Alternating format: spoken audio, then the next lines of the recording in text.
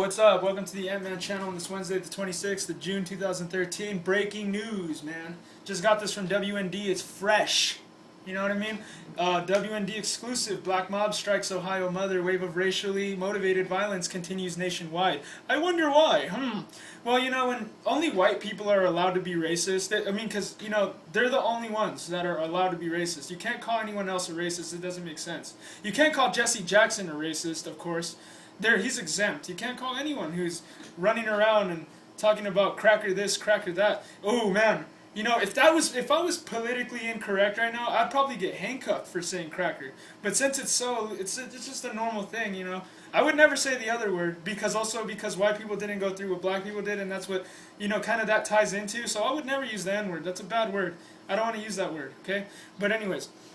This is by Colin Flaherty. If you're familiar with Colin Flaherty, I'll just read his editor's note. He has done he's done more reporting than any other journalist on what appears to be a nationwide trend of skyrocketing black-on-white crime, violence, and abuse. And I just saw a black guy beat the living hell out of a mom this morning too. It happened on Friday morning in front of her daughter. And my sensei at Gracie Jiu-Jitsu Academy in Torrance, he broke down a video on how women think that not fighting back is gonna, somehow save them. Dude, you gotta know a little bit of self-defense, man. If you ever have your house broken into, you need to know what to do. You can't just lie down to people breaking into your house, man.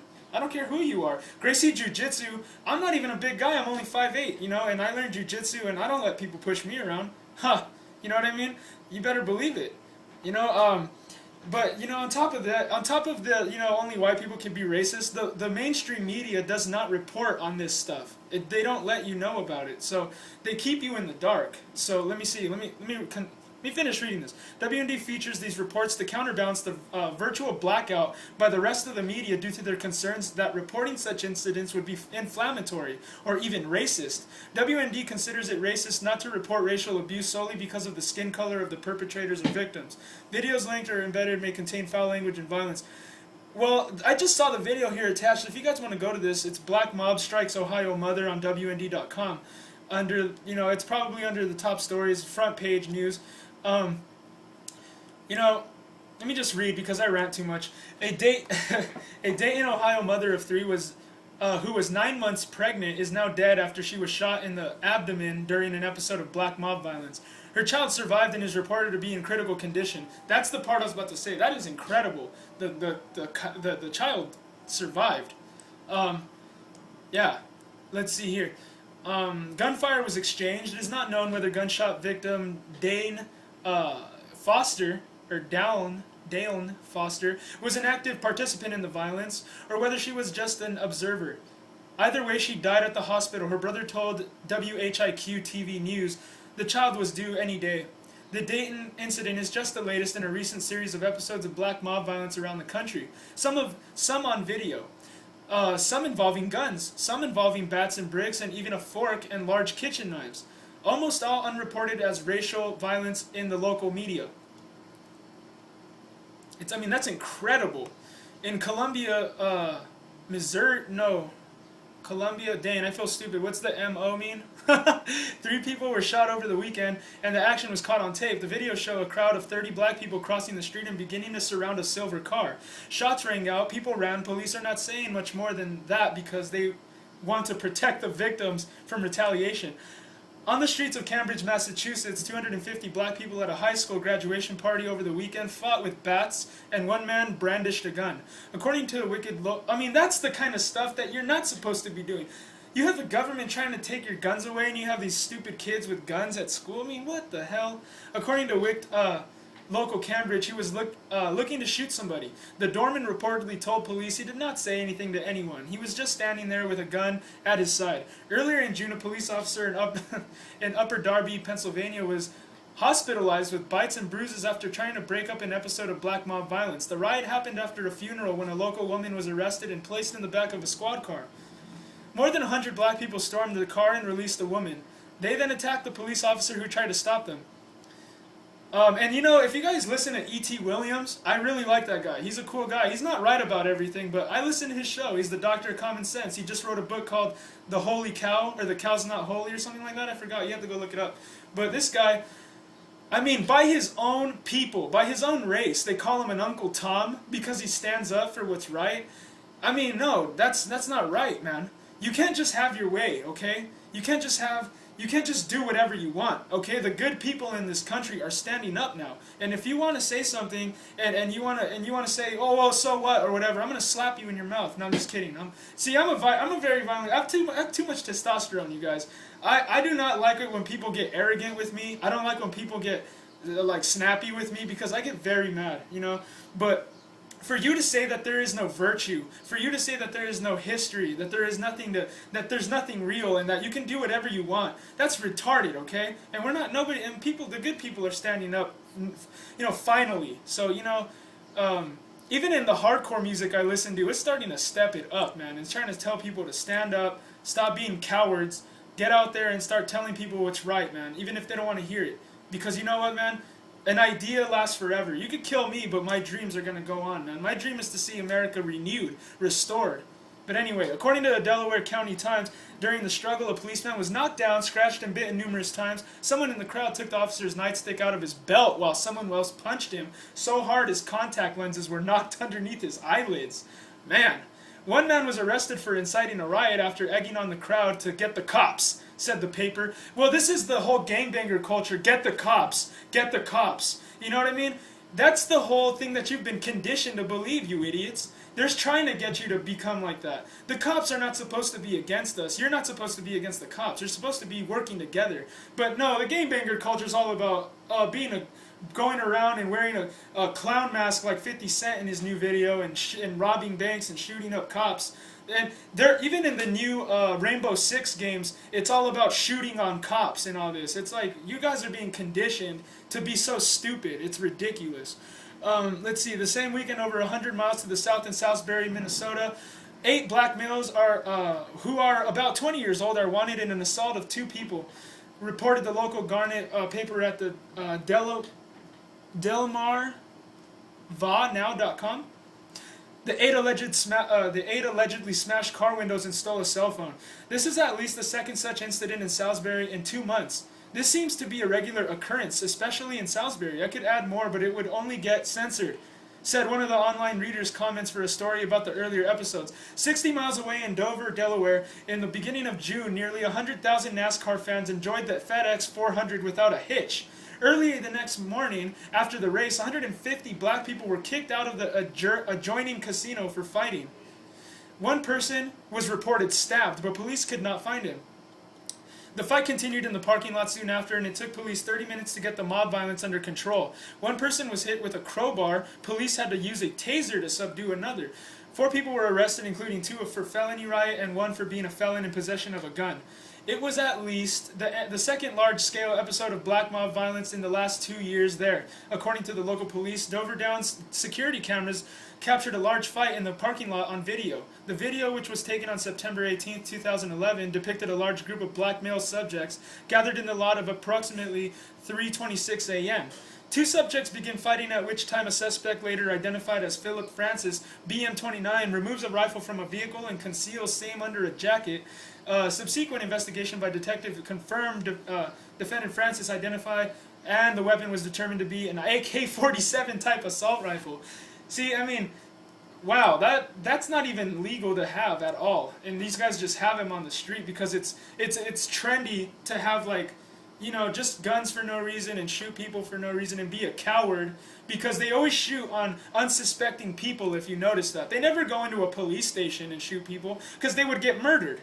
So they go up against a bunch of unsuspecting, innocent civilians and just shoot them up. Like all the video games teach your children, you know? It's fun. These are the times. Get with it, guys. You know, it's hip.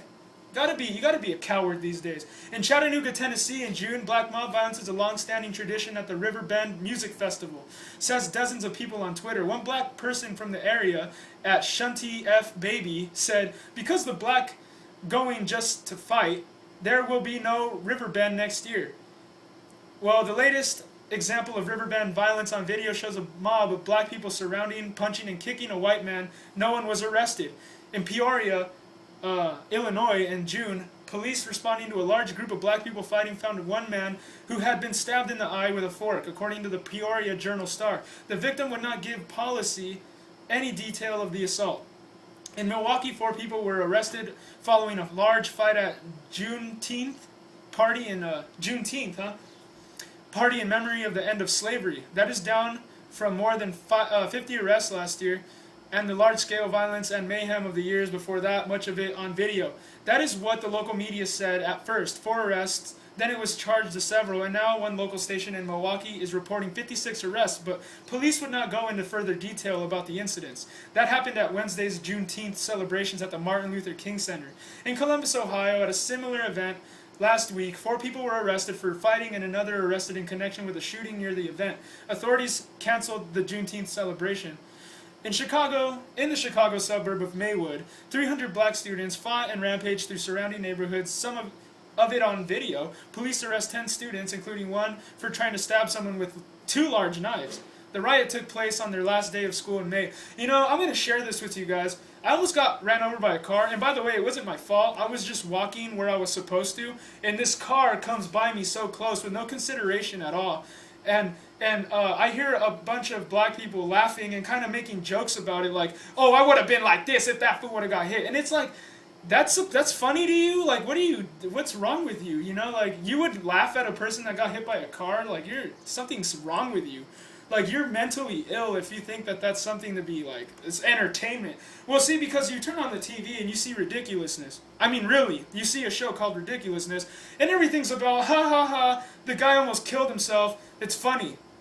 You know, it's funny to laugh at people's misfortunes nowadays. Unfortunately, the youth, they pick that up because they watch Family Guy. I think Family Guy used to be funny. I used to laugh at it all the time. It's a funny show. But then the youth that came up that started watching it, they thought that all the jokes in Family Guy are really supposed to be funny because they're literally like if a guy gets shot and we laugh, it's like, they think it's literally funny because someone got shot.